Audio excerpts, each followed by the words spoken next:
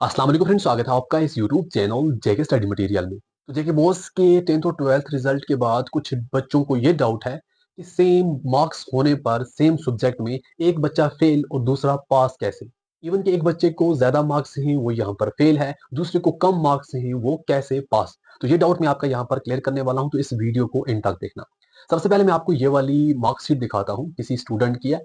इस स्टूडेंट को 24 मार्क्स है हिस्ट्री में और ये पास है।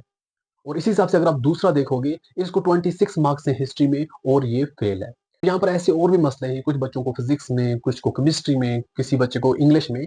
हर सब्जेक्ट में कुछ ना कुछ मसला है, तो आपका डाउट यहाँ पर मैं क्लियर करने वाला हूँ। देखो, पहले आप इसको देखो, जिस बच्चे को 24 मार्क्स हिस्ट्री में है वो पास क्यों है।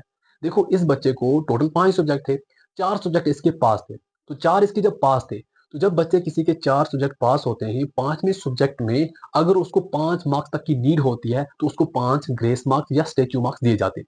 अब इस बच्चे को हिस्ट्री में 24 मार्क्स थे, पास मार्क्स हिस्ट्री 29 पे है, तो इसको यहाँ पर 5 मार्क्स ग्रेस दे दिए गए और ये पास हो गया।